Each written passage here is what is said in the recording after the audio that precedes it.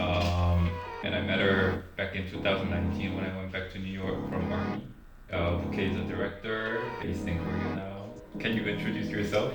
Hi, my name is Bouquet, and I'm a director based in Bangkok and Seoul at the moment. And I am happy to be here.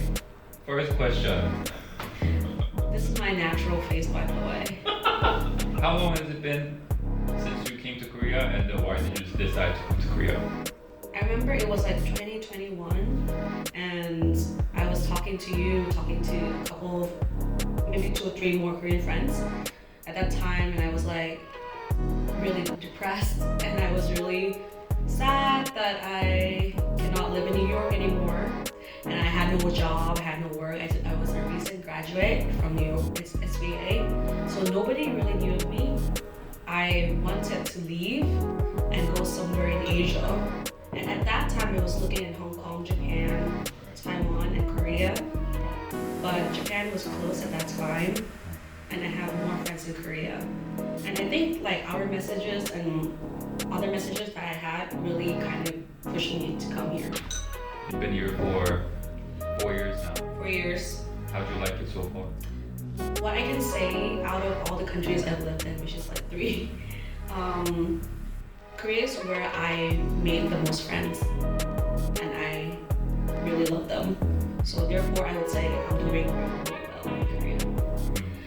In terms of industry, first of all, I don't speak Korean well, so of course it's harder for me for sure. And as a foreigner who cannot speak Korean well, of course I'm not getting as much jobs as I want, but it's okay. I'm trying to learn the pacing I should go as well, like how I should do this. And I'm going back and forth between Bangkok and Seoul at the moment. I think my life is pretty comfortable here, and I get really attached to them. Do you think there's a lot of foreigners here?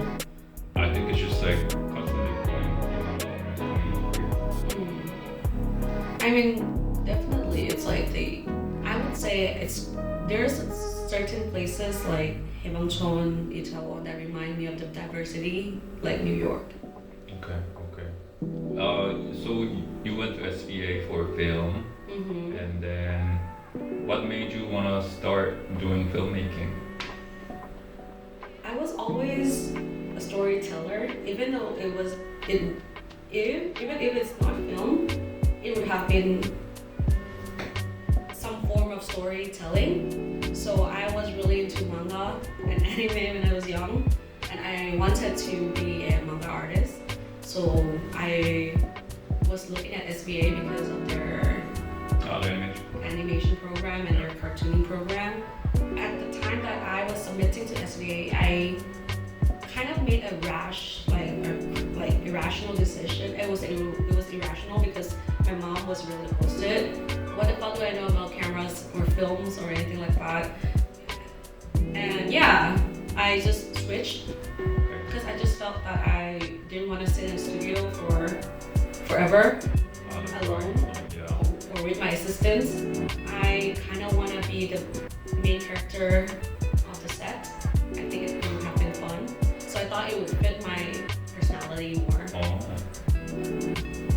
Wow, so it's just like such a random decision. Yeah, it was a random decision. Of course, I fell in love with film and also like a lot of shows and stuff like that. But at the same time, I was also like admiring the word director. Like I was envisioning myself as like someone who commands the set. But they have a director in animation too, no? Yeah, but That's then different, I guess. I just felt that there's more spotlight with filmmaking. What's your favorite part about directing then? I love narrative. Like that's one thing for sure that I want to do. I recently did a short film after a long time, like after not doing like any passion project for 7 years. You want to talk about that? What is it about? It's my debut short film. Stokes is about romance drama story that was inspired by my own failed romance last year. I wanted to showcase like how dating scene in Korea is quite different from what the main media would try to make us imagine. Feeling like an alien or isolated in your own country as well. So it's about two characters just meeting halfway. Yeah, I liked it. Thank you. The story told from a foreigner's perspective is pretty interesting because there's a growing amount of foreigners coming to Korea, and that Korea has been such a Muslim country for the whole time. And story told through that like a foreigner's perspective is cool. And then you're right, people do come in with like a fantasy of like a K-pop drama-ish dating scene, and not really understanding the culture and right. what's cool with the context of it all. Right. I think. Yeah, and I do hear a lot about like my foreign friends' experiences too about like how Korean guys are different from K-dramas. I mean, it's not even that. I think it's more of like I'm trying to explore the feeling. Obviously, as a foreigner, you feel isolated in the city, right? But it's also like people here, the locals, they also feel lonely and misunderstood and alienated sometimes too. So I just want to tell like a story of like two people that met in a kind of like that wrong timing of their lives, and just a snippet of a Part of the life. in Korea, I think. Do you have like a recurring theme in your work? You think like theme that you always work with?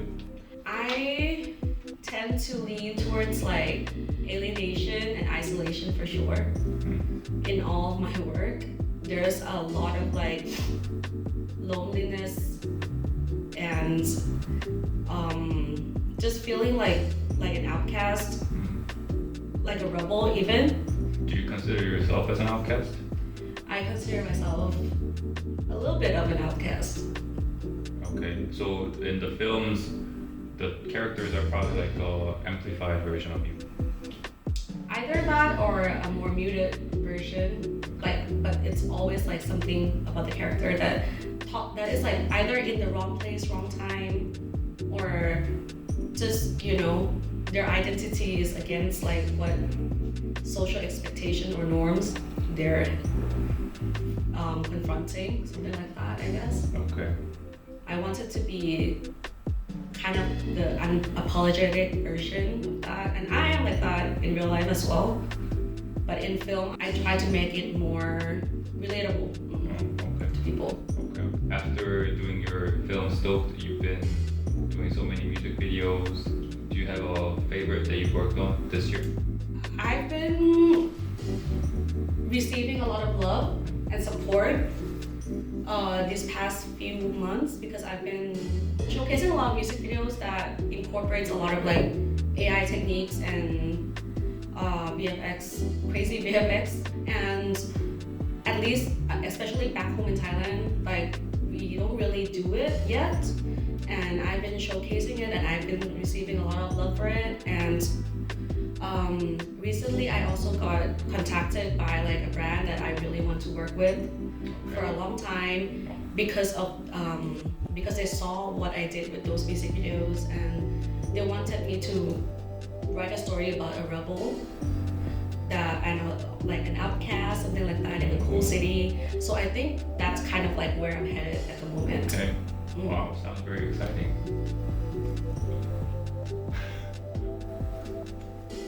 Okay, this is what I've been discussing with a lot of my female Thai director friends.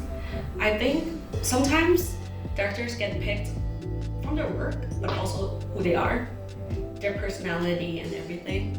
And I think that sometimes I kind of sense that clients are attracted to me because of the way I dress even.